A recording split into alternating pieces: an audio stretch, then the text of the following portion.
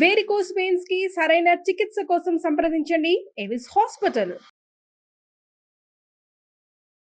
నమస్తే రమగారు. నమస్తే జయ. రమగారు, మనము అమ్మకి ప్రేమతో స్పెషల్ ప్రోగ్రామ్ చేసాం. అవును, మీ అమ్మగారి గురించి ఫస్ట్ మీతోనే స్టార్ట్ చేసినట్లున్నాను. చక్కగా మా అందరికీ అర్థమయ్యేలాగా ఆవిడ జ్ఞాపకాలను మీరు నెమరు వేసుకున్నారు, ఆవిడ గురించి మా అందరికీ అర్థమైంది. అయితే నాన్నగారి గురించి కూడా తెలుసుకోవాలని ఉందండి. నాన్నకి ప్రేమతో పెట్టేద్దాం. ఆయన పూర్తి పేరు? నాన్నగారి పేరు నరసింహాచార్యులు. ఎస్టీజీ, మా ఇంటి పేరు తెలిసిందే కదా, ఎస్టీజీ నరసింహాచార్యులు. అయితే మా ఇంట్లో ఎలా వచ్చిందంటే, ముత్తాత గారేమో నరసింహాచార్యులు, మా తాతగారు వరదాచార్యులు, మా నాన్న నరసింహాచార్యులు, మా అన్నయ్య వరదాచార్యులు, ముత్తాత గారి తండ్రి నరసింహాచార్యులు. అలా ఈ రెండు పేర్లే రిపీట్, రెండు పేర్లే ఒక 4 తరాల పాటు అలాగే పెట్టుకున్నారు. మరి తండ్రి పేరు పెట్టాలని పెట్టుకున్నారు అంతే. ఇంకా అలాగా ఒక 5 తరాల నుంచి నరసింహాచార్యులు వరదాచార్యులే ఉంది. అన్నయ్య పిల్లల దగ్గరికి వచ్చేసరికి పేర్లు మార్చుకున్నాం. అయితే నాన్న నాకు అంత బాగా తెలియదు. నా 13వ ఏటే మా నాన్న పోయారు. నాకు 13వ సంవత్సరమే, 8th క్లాస్. చిన్నప్పుడు కూడా అంత నాన్నతో నేను అంత క్లోజ్ కాదు. మీరు లాస్ట్కి ప్రధానమైంది మా నాన్నగారికి మేము పుట్టడానికి ముందు నుంచే డయాబెటీస్ వచ్చింది. ఆ రోజుల్లో డయాబెటీస్ మీద ఏ అవగాహన పెద్దగా లేదు. కొంచెం నాకు 5-6 సంవత్సరాలు వచ్చేసరికల్లా ఆయనకి అనారోగ్యం మొదలైంది. ప్రాబ్లమ్స్, ఎఫెక్ట్సే దాన్ని ఎట్లా హ్యాండిల్ చేయాలో తెలియని, అవేర్నెస్ లేని రోజులు. అవును కదా. కొంచెం చాలా తీవ్ర ప్రకృతి కలిగిన వారు మా నాన్నగారు. ఆయన ఎవరితోటైనా కాసేపు మాట్లాడితే తన ముద్ర వేయగలిగేంత స్ట్రాంగ్ పర్సనాలిటీ. మేబీ చిన్నప్పుడు కాదు, తర్వాత నేను అలా అయ్యాను. కానీ మొదట్లో నేను ఇలాంటి దాన్ని కాదు, నేను మెతకదాన్ని, మాట్లాడడం రాదు, దురుసు మాటలు, తెలివిగల మాటలు కావు, అలాగే ఉండేదాన్ని. పూర్తి రివర్స్ అయ్యారు. ఎలా వచ్చిందో జయ, భగవంతుడు అనుగ్రహించాడు తప్పిస్తే నాదని నేను అనుకోను. మా నాన్న చాలా ప్రత్యేకమైన వ్యక్తి. ఏం చదువుకున్నారండి ఆయన? నాన్న ఎంఏ చదివారు, ఎంఏ తెలుగు.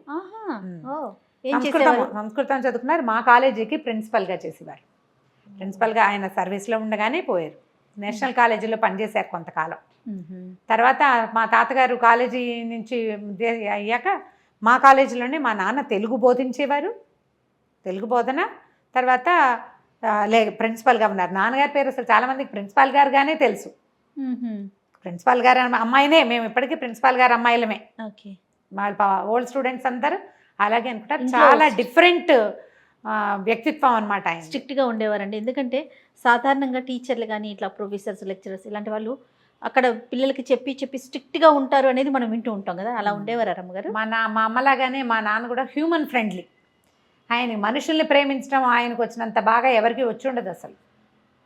మా ఊర్లో ఆనాడు మా నాన్నగారు బతుకున్న రోజుల్లో ఉన్న పాలేళ్లకు కానీ, పనివాళ్ళకి కానీ, ఆ ఊరి జనానికి కానీ అత్యంత ప్రీతిపాత్రుడు ఎవరంటే హీరో మా నాన్నగారే. చాలా చాలా ఒక స్పెషల్ అట్రాక్షన్ ఉండేది. మనిషి కూడా చాలా హ్యాండ్సమ్, చాలా బాగుండేవారు. మంచి రంగు, బాగా గుండ్రటి మొహం, పెద్ద పర్సనాలిటీ. ఎవరికైనా సహాయం చేయటంలో ఎట్లా అంటే ఫస్ట్ ఉంటారా, మామూలుగా కాదు. ఆయన కారులో బయలుదేరితే ఆనాడే అంబాసిడర్ ఉండేది జయ. నేను పుట్టడానికి ముందే అంబాసిడర్ ఉండేది. రోడ్డు మీద ఎవరైనా కనపడితే రావమ్మ కార్యక్రమం ఎక్కించి తీసుకెళ్ళేవారు. అందులో కుల విచక్షణ లేదు.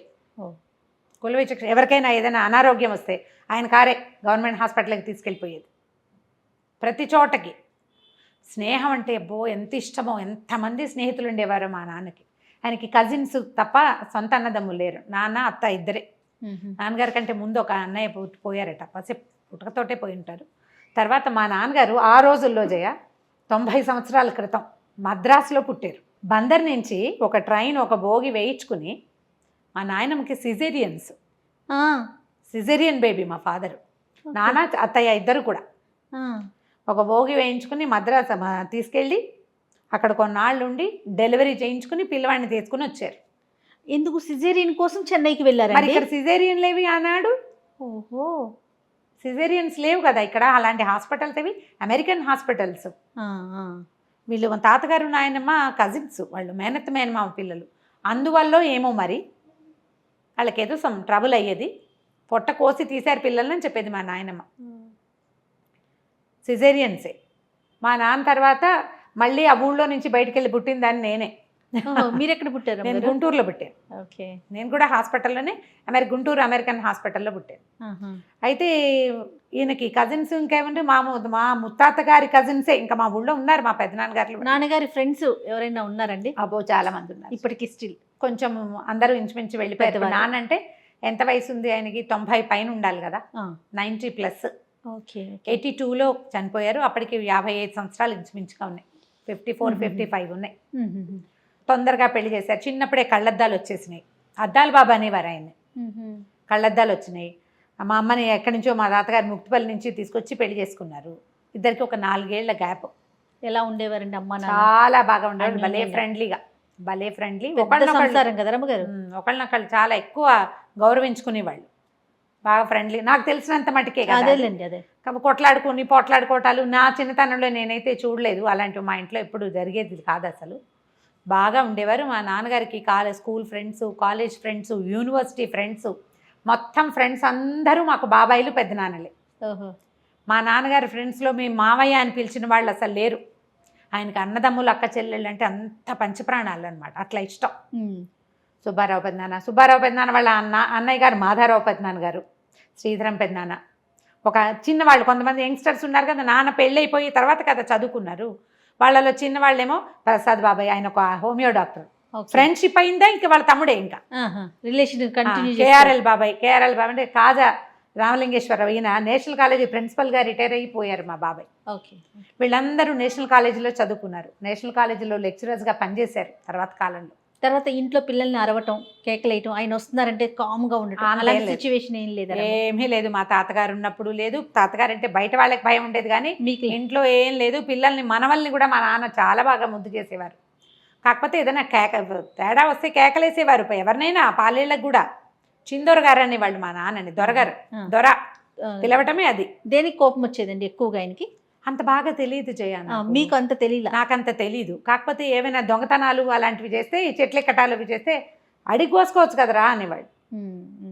అట్లాంటిది తప్ప ఏదైనా చిన్న చిన్న దొంగతనాలు నాకు గుర్తుండి, నా చిన్నప్పుడు నేను పొట్టినాంచారమ్మని ఉండేది మా ఊళ్ళో. నాచారమ్మలు చాలా మంది ఉండేవాళ్ళు. ఆ పొట్టినాంచారం ఇంట్లో చిన్న చిన్న కోడి పిల్లలు ఉండేవి. నేను చివరి పిల్లను కదా, వాళ్ళ ఇంటికి తీసుకుపోయేది ఆడుకోవటానికి. నా మురుగు కొట్టేశాడు ఎవడో ఒకడు. చేతికి మురుగులు ఉండేవి. పొట్టినాంచారం పిల్లాడు వాళ్ళ అబ్బాయి చూశాడు, పొద్దునున్నాయి మధ్యాహ్నానికి లేవని. అప్పుడు సెర్చ్ చేశారనమాట. మా నాన్నకు అలాంటి డిటెక్టివ్ పనులు అంటే చాలా ఇష్టం. మా అమ్మ ఎప్పుడు చెప్తూ ఉండేది. మొత్తానికి వాడిని పట్టుకున్నారు. వాడి తాట తీసేస్తారు చిందర గారు అనుకుంటే ఒక లెంపకాయ కొట్టేస్తారు అంతే. అంతే. పోనీలే పిల్లని ఏం చేయలేదు అనుకున్నారు. చేతి మురుగు తీసుకున్నాడు. ఒక మురిగే, 2 కాదు, ఒకటే. అలాగే ఏవో జరిగేవి. కానీ మా నాన్న కేకలేసినా మళ్ళీ ఇబ్బడి ముబ్బడిగా ఇచ్చేసేవారు. ధాన్యం కొలిచి ఇచ్చేసేయటము, పాలేళ్ళని బాగా చూసుకునేవారు. ఇప్పటికీ మా నాన్న అంటే ప్రీతి. గుర్తుపడతారు ఆయన్ని, గుర్తు చేసుకుంటారు. మంచి చక్కగా ఉండేవారు. రెండోది మా నాన్నలో ఉన్న స్పెషల్ క్వాలిటీ ఏంటంటే భగవంతుడికి చాలా దగ్గరగా ఉండేవారు. అదే అడగబోతున్నానండి.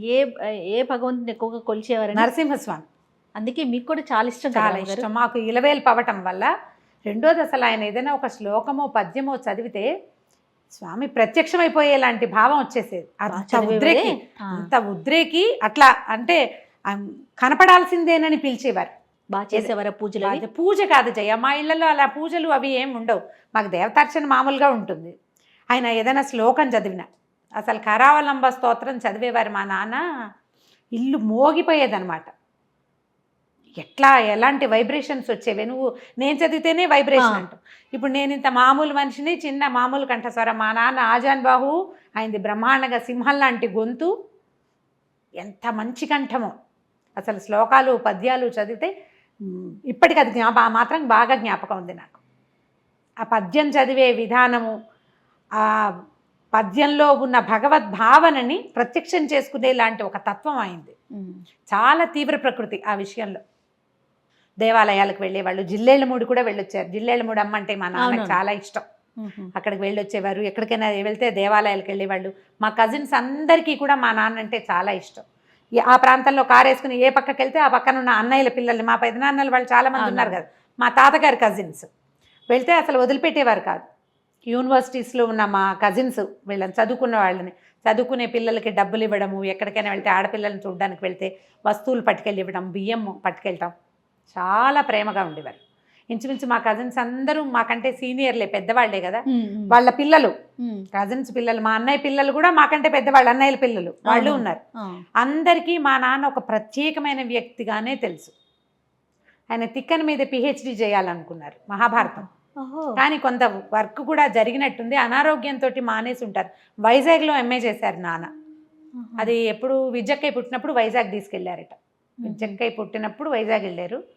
అప్పుడు కాదు, విజయక్కయ్య పుట్టినప్పుడు కాదు, అన్నయ్య పుట్టినప్పుడు బహుశా పిల్లల్ని ఇక్కడ వదిలిపెట్టి అన్నయ్యని ఎత్తుకోవటానికి సహాయానికి, మా అమ్మకి సహాయానికి మా ఆండక్కని, మా రెండో అక్కని తీసుకుని వెళ్ళారు. వైజాగ్లో చదువుకున్నారు. చుట్టుపక్కల వాళ్ళందరితోటి ఫ్రెండ్షిపే. ఇంచుమించు మా పెద్దనాన్నలు, మా నాన్న ఫ్రెండ్స్ అంతా వెళ్ళిపోయారు. ఆఖరి వాడు చిన్నవాడైన కేరళ బాబాయ్ కూడా వెళ్ళిపోయారు. ఆ బాబాయ్ కూడా వెళ్ళిపోయారు. కానీ మేమందరినీ అదే ప్రీతితోటి నాన్న ఉన్నప్పుడు ఎలా ఉన్నామో తర్వాత కూడా వాళ్ళు మమ్మల్ని అలాగే చూసేవారు. వచ్చి కనబడేవాళ్ళు, ఫంక్షన్లకి వాటికి వచ్చేవాళ్ళు, మేము వెళ్ళేవాళ్ళం. ఎంత ఫ్రెండ్లీయో, మా నాన్నంత స్నేహం చేసేవాళ్ళు ఇక అసలు మా ఇంట్లో లేరనిపిస్తుంది. కాదు రమ్మగారు, ఆడపిల్లలు ఎక్కువ కదా మీరు, ఆ రోజుల్లో ఉన్నట్టుగా బయటికి వెళ్ళకూడదు, కట్టుబాట్లు కానీ చదువుకోకూడదు. కానీ మీ ఇంట్లో చూసుకుంటే అందరూ చదువుకున్న వాళ్ళు, బాగా వెల్ ఎడ్యుకేటెడ్ ఫ్యామిలీ కదా. ఎందుకంటే మా తాతగారు చాలా ఫార్వర్డ్ కదా జయ. దానివల్ల మా తాతగారు మద్రాసులో చదువుకున్నారు. మా కాలేజీలో, తాతగారు పెట్టిన కాలేజీలో ఎప్పటి నుంచో అందరికీ చదువుకుంది. ఎంతమంది ఆడపిల్లలో చదువుకున్నారు. మన కాలేజీలో చదువుకున్న వాళ్ళలో రిటైర్ అయిపోయిన వాళ్ళు కనీసం 100 మంది ఉంటారు. అప్పటి నుంచి ఉంది. మా పెద్దక్కయ్య కాలేజీలో చదువుకుంది, మా అండక్క కాలేజీలోనే చదువుకుంది, విజయక్కయ్యని బందర్లో చదివించారు, మళ్ళీ జయక్క వసంత ఇద్దరు ఇక్కడే చదివారు, నేను ఇక్కడే చదివాను. మా వాళ్ళకి అలాంటి భావాలు ఏం లేవు.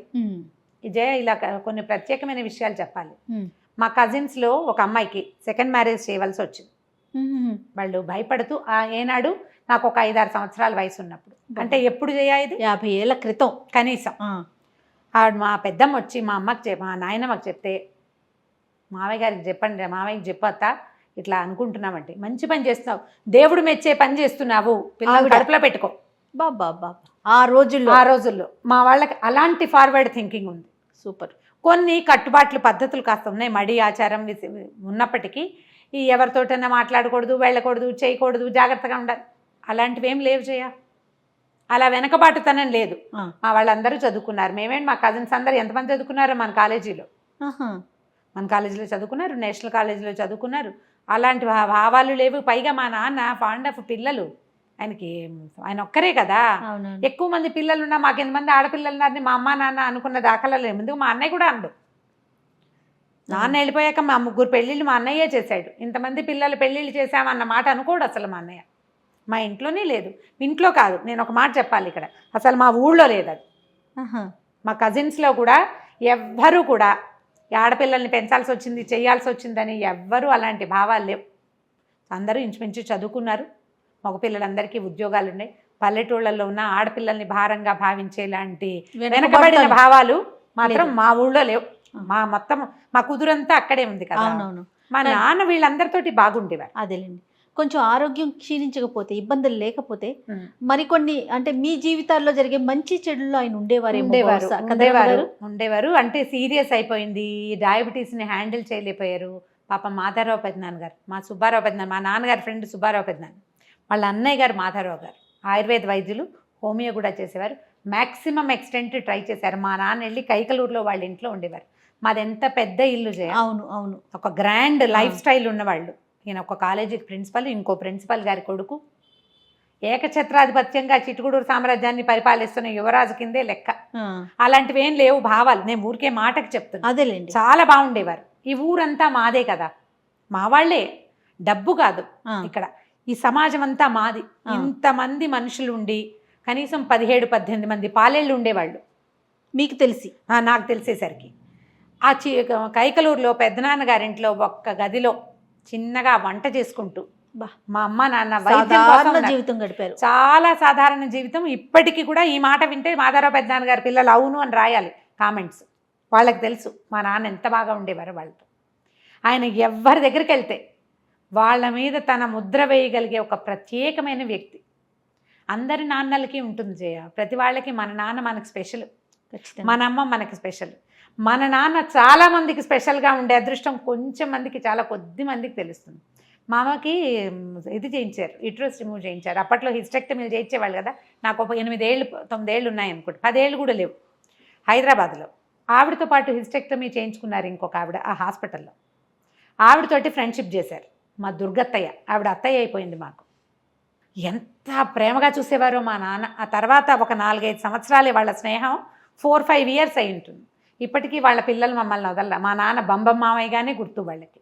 ఆయన శ్లోకం చదివితే ఇట్లా బమ్ అంటోందని వాళ్ళు మా నాన్న పేరు అదే. ఒక 4 ఏళ్ళు చూసుంటారు వాళ్ళు. ఇప్పటికీ మా నాన్న ముద్ర వాళ్ళ మీద ఉంది. కొంతమంది ఉంటారు కదా అట్లా ప్రత్యేకమైన వ్యక్తులు. మేము అనుకుంటాం ఆ కరావలంబం అవి ఎక్కువ చదవటం వల్ల ఇలాంటి వాడిని కింద ఉంచకూడదు, తీసుకెళ్ళిపోవాలనుకున్నాడేమో భగవంతుడు.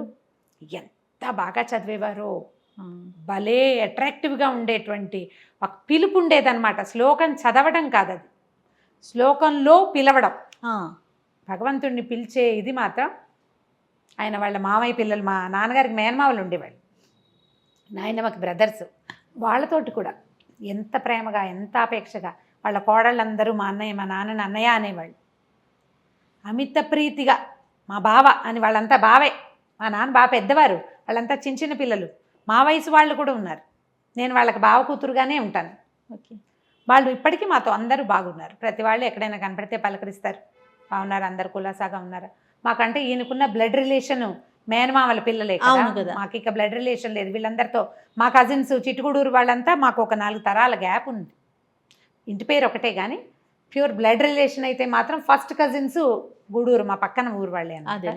ఎప్పుడు కూడా రిలేషన్ మెయింటైన్ చేయటంలో మా నాన్న నెంబర్ వన్. ఫ్రెండ్షిప్ మెయింటైన్ చేయటంలో నెంబర్ 1. అలాగే తన కింద ఉండే పని వాళ్ళతోటి బాగా ఉండటం కూడా అవన్నీ ఆయన దగ్గర నేర్చుకోవాల్సిన క్వాలిటీస్ అన్నమాట. ఒక్కొక్కళ్ళకి ఒక్కొక్క ప్రత్యేకత ఉంటుంది కదా. చాలా అంటే ఒక చిత్రమైన వ్యక్తిత్వం ఆయన. కొంచెం కనీసం ఒక 15-20 ఏళ్ళు ఉన్నా బాగుంది, 70+ దాకా ఉన్నా మేమంతా గట్టెక్కిపోయేవాళ్ళం. మా పరిస్థితులు ఇంకా బెటర్గా ఉండేవేమో. మాలో కొంతమంది అచీవ్మెంట్ అయినా మా నాన్న చూడగలిగేవారు, ఇంకొంతమంది అచీవ్మెంట్ అయినా చూడగలిగేవారు. ఇంకొక 15-20 ఇయర్స్ కనుక మీకు వచ్చిన క్వాలిటీ అంటే ఏం చెప్తారు నమ్మగారు? నాన్నగారి నుంచి ఇది ఖచ్చితంగా నాన్నగారితే చేయాలి క్వాలిటీ ఏముంది మీ దగ్గర? మనుషుల్ని ప్రేమించడం చేయాలి. నేను అందరితోటి ఒకేలా ఉంటాను.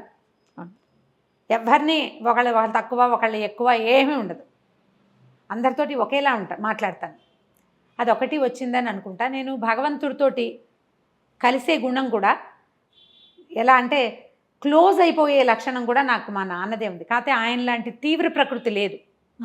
ప్రత్యక్షం చేయించేసే గుణం కాదు నాది. కలిసేది దేవుడి మీద అపరిమితమైన విశ్వాసం, మనుషుల మీద నమ్మకం, అవి పూర్తిగా మా నాన్నవే. ఇంక ఏమైనా వచ్చాయేమో చూడాలి. మిమ్మల్ని ఎలా చూడాలనుకున్నారు ఆయన? అట్లా ఆ భావాలు ఉండేవి అప్పట్లో? ఏం తెలియదు. కొన్ని అక్క వాళ్ళని కానీ అసలు ఏం తెలియదు? ఏమీ లేదు. ఆడపిల్లలు బుద్ధిగా చక్కగా అందరితో బాగుండాలి. మా ఇంట్లో కొట్లాటలు అరుపులు ఏడుపులు అవి కొంచెం తక్కువే. నాకు తెలిసేటప్పటికి కూడా తక్కువ. ఇప్పుడు కూడా మేమేమి అరిచి పోట్లాడుకోవటాలు, ఒకే విషయం మీద 2-3 విభిన్న అభిప్రాయాలు చెప్పటాలు ఒకళ్ళు చెప్పారనుకో మిగిలిన వాళ్ళు ఊరుకుంటారు. అవి కొంచెం తక్కువగానే ఉన్నాయి. అప్పుడు లేవు, ఇప్పుడు కూడా లేవు. ఆయన అంటే అంత ఊహించేలాంటి రోజులు కావు కదా మావి. దానితోడు మీరు చిన్నపిల్ల కదా. నేను చిన్నపిల్ల కదా, నేను చిన్నపిల్లని అవడం. మీరు గడిపింది చాలా తక్కువ కదా, తక్కువ సమయం. ఇప్పుడు ఇవన్నీ ప్రత్యేకతలు కూడా అప్పుడు చూసినవి, తర్వాత కూడా తెలుసుకున్నవి. ఇప్పుడు మా సుబ్బారావు పెద్దనాన్న వచ్చేవారు. ఆయన వచ్చినప్పుడు ఆయన మాతో ఉండే విధానం చూస్తే మా నాన్న ఆయనతో ఎంత ప్రేమగా ఉండేవారో కనపడి అర్థమైపోతుంది. అంతే కదండి. మా కజిన్స్ మేము ఎప్పుడైనా కలిస్తే ఏనాటి మా నాన్న ఆయన తలుచుకున్న విధానం చూస్తే వాళ్ళకి అర్థం ఎలాంటి ముద్ర పడింది ఆయనది వీళ్ళ మీద అని తెలుస్తుంది మనకి. అంతే తెలుసుకుంటాం కదా ఖచ్చితంగా. మనం ఎప్పుడు వెళ్ళిపోయిన వాళ్ళ గురించి వాళ్ళ తాలూకు జ్ఞాపకాల వల్లే మనకి ఎక్కువ తెలుస్తాయి. నాకు తెలిసిందైతే మాత్రం ఆయన శ్లోకం చదవటమే బాగా. మీరు పాఠం కూడా వినేవారు, ప్రత్యక్షంగా వినేవాళ్ళం. పాఠం చెప్పడం కూడా మొన్న 100 years ఫంక్షన్ అయింది కదా కాలేజ్. విద్యార్థులందరూ ప్రిన్సిపాల్ గారు పాఠం చెప్తే అక్షులు పక్షులు వినేవని చెప్పారు. ఒక ఆవిడ ఒక స్టూడెంట్స్లో ఒక అమ్మాయి చెప్పింది నాకు, నాన్నగారు చెప్పినట్టే చెప్తావురా నువ్వు కథలు, నీ కథ అందరూ వింటారు, ప్రతి వాళ్ళకి వినాలనిపిస్తుంది, ఆ లక్షణం మా నాన్న నుంచి వచ్చిందని ఆవిడ నాకు చెప్పారు. నాన్నగారితో మీరున్న ఫొటోస్ కానీ అంటే ఆ రోజుల్లో మరి ఉన్నాయా లేవా? అసలు ఏదైనా చిహ్నాలు ఉన్నాయా? ఏవో నాన్న ఫోటోలు ఉన్నాయి కొన్ని. నేనున్నవి కొంచెం తక్కువే. మాది ఒక గ్రూప్ ఫోటో ఉంది. నేను అమ్మా నాన్న మధ్యలో నిలబడిన 3 ఏళ్ళ 2 ఏళ్ళ పిల్లని. 3 కూడా కంప్లీట్గా లేవు నాకు. 2 ఓకే. 2.5 ఏళ్ళు ఉంటాయి అంతే. కానీ మీరు అన్నట్లుగా కొంత మీ సక్సెస్ని చూసినట్లయితే బాగుండేదేమో కదా రమ్మగారు. కనీసం మా అమ్మ చూసినా బాగుండేది, మా పెద్ద బాబు చూసినా బాగుండేది అనుకుంటాను నేను. అనుకుంటారు. అమ్మ కూడా చూడలేదు కదా రమ్మగారు. చూడలేదు. థ్యాంక్ యూ సో మచ్ అండి.